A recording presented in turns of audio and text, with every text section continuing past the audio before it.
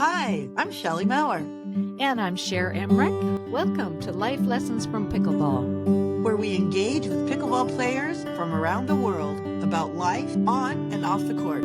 Thanks for joining us. So, Shelley, you and I recorded an entire episode with Lorraine Schneider, but instead of introducing her to our viewers and our listeners, we just jumped right into a conversation and realized the entire episode we never said her full name, Lorraine Schneider. So I'm saying it now, and it was really a lot of fun talking with her. It was a really fun conversation, and I know everyone's going to enjoy it. So enjoy, everyone. So I think it's great that you guys are doing this. Thank I think you. it's fun just like meeting you, like just chatting with you. It's going to be so fun. And I know that's what I love about this podcasting. Yeah. Yeah. So it's interesting. So Cher and I, we play pickleball together, and we got to know each other through pickleball, and we started looking around, noticing all the joy and the community. And then we started really thinking about like the life lessons we were getting from pickleball. So that's what really got us started thinking we wanted to do this podcast. And so I was Googling around, seeing what other people on the internet said about life lessons. And that's where I came across your Medium article. I thought that was so awesome. What was the title? 3 everyday lessons I learned as a pickleball aficionado. And I thought, I've got to meet this pickleball aficionado. This is awesome. So tell us about you and what inspired you to write the article about pickleball. Yeah. So up until last week, I lived in Los Angeles for the last 10 years, very close to Santa Monica. And I was working from home I started working from home in 2020, like most people. And I was also playing softball at the time for several years. And one day, a friend of mine from softball showed me that next to our softball field, there were some tennis courts. And I always heard the noise, but I never inquired to see what the noise was about. And then he told me to come along and brought me over to pickleball. And that was my first time going. And that kind of opened up a whole new chapter of my life.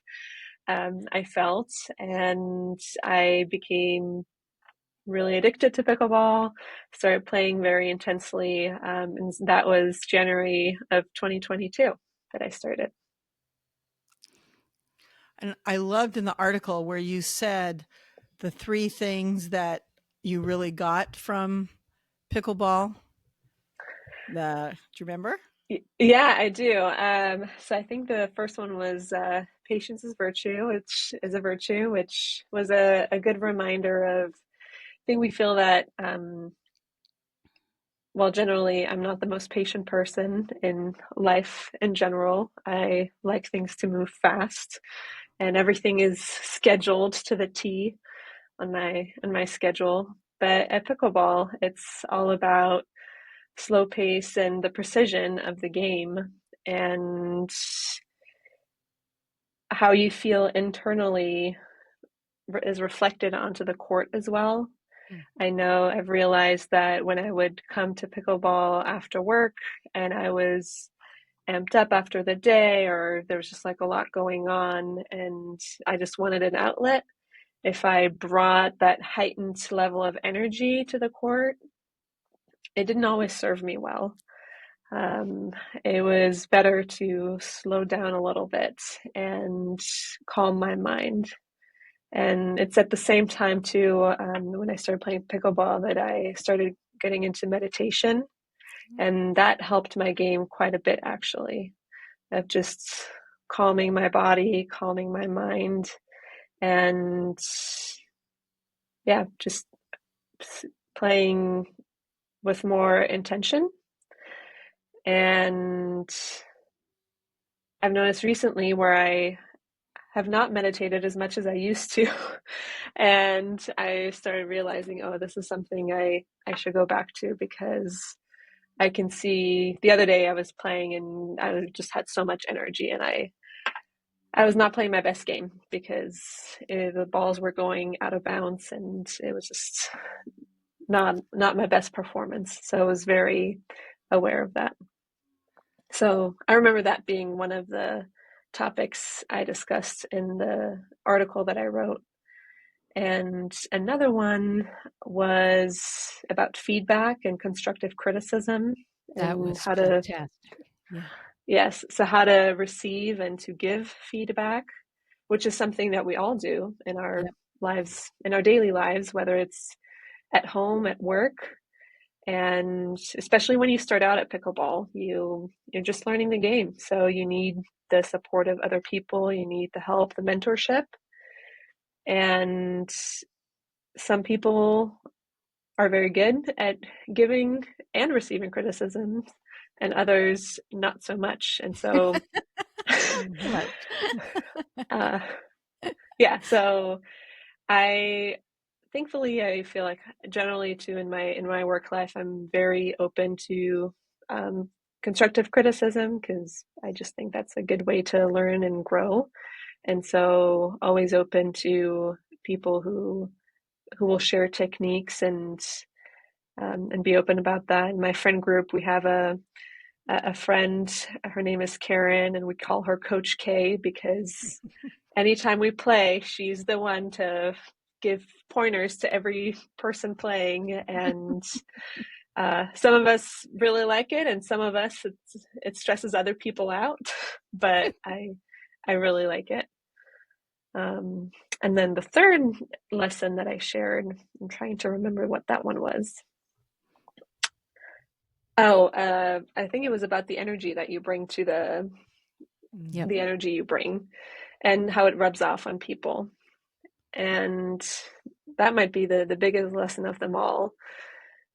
For me personally, I started playing in tournaments a few months into playing pickleball, and I ended up having a regular mixed doubles partner and a regular women's doubles partner.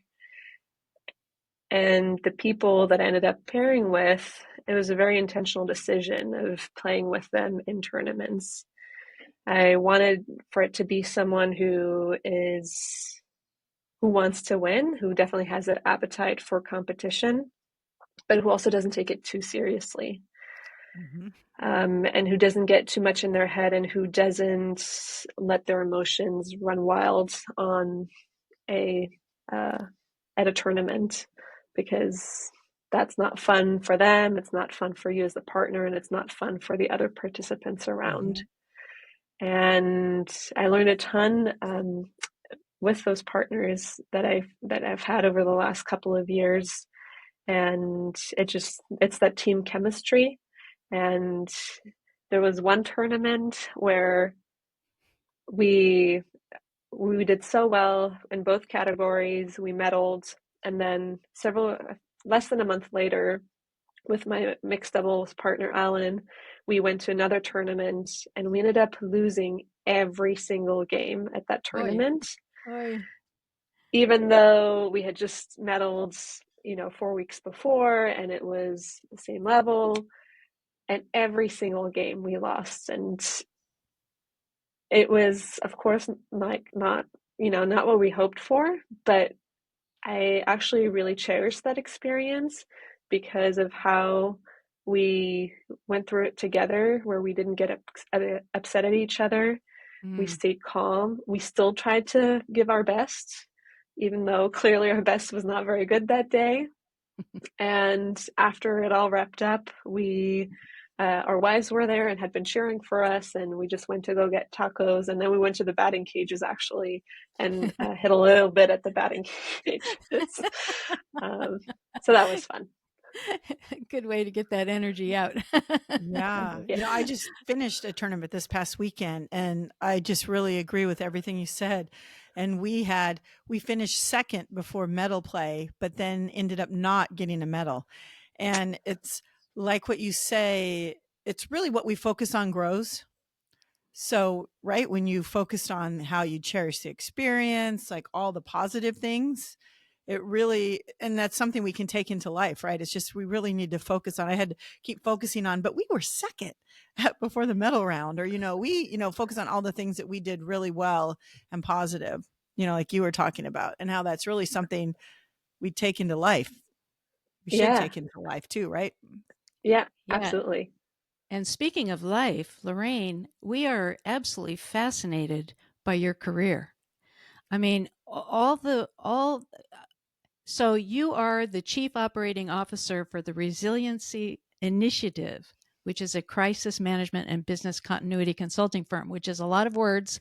And you've made your way to this position, but you've been in crisis management for a long time. And before you talk about the career that you have, was there something in your life that made you interested in crisis in particular? Because it's such an important transition in a person in the world right now. My gosh, we need you badly. But what happened in your life, if anything, that really inspired you to pursue that? Yeah, crisis management is quite a unique field. Not a lot of people are aware that crisis or emergency managers exist. And it's a field that I was actually, wasn't aware of until I stumbled into it. So I grew up in Europe. I'm French German, and I studied abroad at UCLA during my undergraduate years and was really keen on finding a way to stay here in the US, finding something that is aligned with my career aspirations. And at the time, I thought I wanted to get more into the security and defense space. But then I came across UCLA Extension's program in emergency management and homeland security, and that piqued my interest. And so I signed up for it, not really realizing what it is that I was getting myself into, because I understood more of the homeland security, the anti-terrorism aspect of things. But then my first class ever was a 3-hour lecture on seismology. And Wait, seismology? Is that like earthquake? yes, earthquake Okay. science. Oh. And at that point, I'd lived in Los Angeles for a year. But I hadn't felt an earthquake during that time. No one, when I arrived at the university, had told me what to do in case of an earthquake. So for me, earthquakes were something that I remembered seeing in the news for the Haiti earthquake, or I remember the 2004 Indian Ocean tsunami, like those hugely devastating disasters. But to me, they were happening far away, and just I hadn't even really thought about them occurring here in the US. And so that evening class, I was just completely taken aback, and I actually went home crying that night thinking, what did I get myself into? This is not at all what I pictured my degree to be in. And within just a few weeks, I actually ended up falling in love with the subject matter, because it's just a way to serve your communities, whether you work for government on the local level, or for a Native American tribe, or the federal government, or you work for a private company, and are in support of keeping the employees and the guests and clients safe. And so very quickly, I started to see the huge benefit of working in this field, and it's been a pleasure ever since to, help people in their greatest time of need, whether that's post, earthquake or hurricane, or the pandemic, of course, cybersecurity events. We really use an all hazards approach, so we focus on all kinds of disasters. So would you say that your life kind of is at a level of adrenaline most of the time? So the vast majority of our days are spent planning for these catastrophes to happen. So during those, what we call blue sky days, when things are okay, we do a lot of planning, a lot of meeting with stakeholders, making sure we think through all possible scenarios of things that could happen, and bring the people together who would be essential in facilitating a response. So it can be people who have logistical capabilities, people who can get people from A to Z, so transportation. When we had the pandemic, we had lots of places set up medical points of dispensing where we had vaccination sites. So all these things get planned year round. And that's most of what we do. We create these plans and then we train people on those plans. And then my favorite piece about the work that I do is running exercises where we put people in scenarios and we tell them, hey, this event is going on, what would you do in your role as the CEO or as the chief security officer? And yeah, we let them play with the scenario and run with it, and in the hopes that when the real deal happens, they've already built that muscle memory and can execute.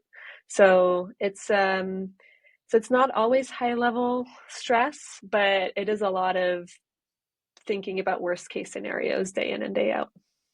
Wow.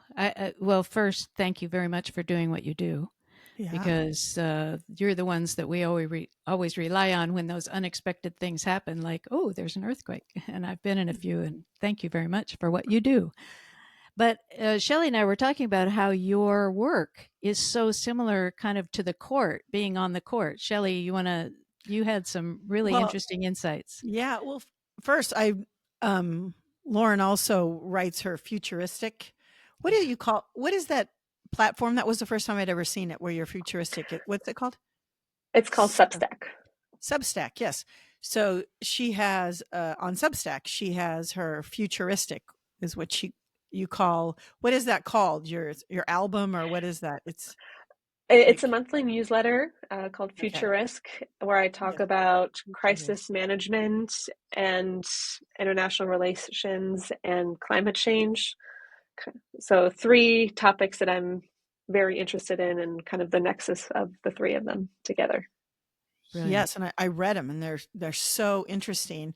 And so when you were talking about like letting meditation go, or when Shara was talking about the adrenaline, I was, one of your articles talks about the big 5 that are coming up, or like you're so in tune to all of the potential things that could happen, that how do you deal with that? Like, just meditation, you're able to let it go, more thinking about being in the present moment. What? So meditation helped, pickleball helped. I mean, pickleball came at a time where I really needed it. I was working from home like most people for a long time, and I liked working from home, and I still do, but there's an element of social connection that you just miss. And pickleball was instrumental in helping me regain that social connection and building a whole new friend group through pickleball. So that was great. And at the time too, I was actually going to therapy because I think because of the line of work that I was in. Good for you. And losing loved ones during the pandemic, and such, I developed this intense fear of dying. And so much so that I would get panic attacks about it. And so I went to therapy for several months to try to address that. And I was building my toolkit so that in case I could feel myself getting back into that, thinking and going down the rabbit hole of picturing myself dying or a close person in my life dying, I could, come back from that. And pickleball was very helpful in that. Meditation was very helpful in that. These were really the things where I really changed a lot of things about how I set up my daily life with habits as well. And now I can proudly say that since then, I haven't had any panic attacks about it. Wow. And yeah, I should be doing a better job of meditating again more regularly. True for all of us. True. I know. Yes. Yeah, you go through some periods in life where everything matches, and then you start traveling and your whole routine gets off track and it's hard to come back. But that was really big. And the pickleball too, it was really fantastic. What I find really fantastic about it is the ability to be outside, especially in LA where, I was playing. You can play year round outside. And so you're you're breathing fresh air, you have a blue sky most of the time, and then you're also surrounded by people with a shared passion, and that builds community, and there's nothing better than that. Right. And I just love how we meet such diverse people that we from all walks of life that we wouldn't meet any other way. It's just Yeah, fascinating. absolutely. That was another thing that I loved, is just being able to play with people of all kinds of ages. Had me interact with people significantly older than I am, who I rarely would otherwise interact with. Recently, I've seen more young people, like 10-year-olds, play really well and Really well. competitively, where I'm just jealous that pickleball was not there when I was their age, or I didn't know about it, or I could have gotten a head start. But yeah, that is a big factor of driving community as well, is just interacting with people who you otherwise would not get to meet. Yeah. Which actually happens in a crisis usually too. People come together in a crisis that we would never think to communicate with or get to know, but everybody kind of comes together in the right circumstances. Everybody comes together and you discover all kinds of new relationships that you didn't have before the crisis. So, yeah, that maybe is the one rainbow of a crisis. I don't know. Yeah, no, that is true. It definitely drives that human connection. That's a Yeah. very good point. The other one is identifying the issues. Something that is really important when we're Yes. in a tournament or even playing in a game, trying to figure out what the issues are. And I can imagine in crisis management, that's very important. Yeah, you have common pitfalls that we're aware of, that a lot of organizations, whether it's governments or private sector entities, fall into, and being able to see those coming and putting your best foot forward to prevent those from happening is key. Yeah. And you were saying in your tournament that you'd medaled and then you played again the mixed doubles and you weren't winning any games. And so it's that, okay, what shifted? What do you think did shift that time? What was different? I tried thinking about that, what was really different, if it was just the level of competition was higher. Mm. If our bodies just physically were just not as well prepared. And I think it must have been a combination of multiple things at once. It was sad that we could not come back like for any game, and that it wasn't in our cards that day. But that was another piece of how it connects to crisis management, is that resilience building, that obviously it's fun to win, but you have to go through these tough times, and it makes you come back stronger, you adapt, and I think it fortified our connection as teammates. And the fact that we handled something that was so bad so well, to me, was a very big positive. Huge. That's huge. That's huge. Yeah. That's that personal integrity, personal sense of self. The win wasn't what you identified with as much as who you Yeah. are. And I think too, pickleball to me is really an outlet to have fun. I do get competitive, and I love playing in tournaments, but at the end of the day, it's important that I keep something in my life that is really just for me, and to play, because I am very passionate about my career. I have a lot of extracurricular activities that involve professional endeavors, and pickleball is the one area in life where I like to just fully disconnect and just be present on the court and just have fun with the people I'm with. And so that's another neat thing about it. And the stakes are not high like they are Correct. in your job. That's right. Yes. Lives are not on the line. Thank goodness. Another one is making a plan, which is the most important thing in crisis management, right? That we all have a plan. Correct. That is, if you put the biggest thing we say about planning is it's not about having an actual plan, an actual document, or a 3-ring binder that you're going to go open when that earthquake hits.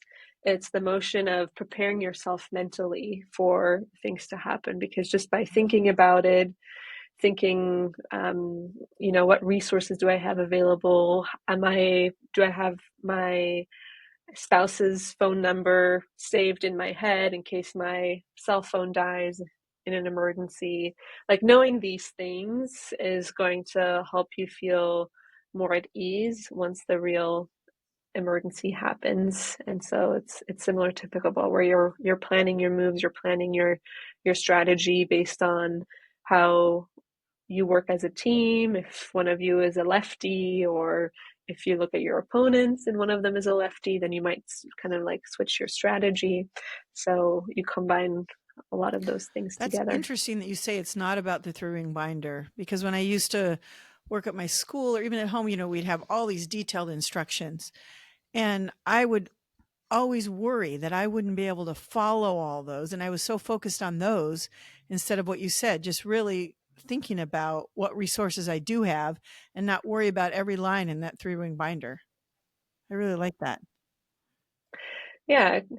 Yeah. And that's also where the training element comes in, of making sure that we train our employees on emergency preparedness, because we know when something bad happens. And let's say, you mentioned schools, right? And right now the epidemic in schools are active shooter incidents. And when that happens, you hear gunshots, you're not going to be looking at your plans. You're going to have those natural instincts that kick in. And most schools these days go through these drills, and that's to build this muscle memory and know where you're supposed to go, what you're supposed to do, what you're not supposed to do.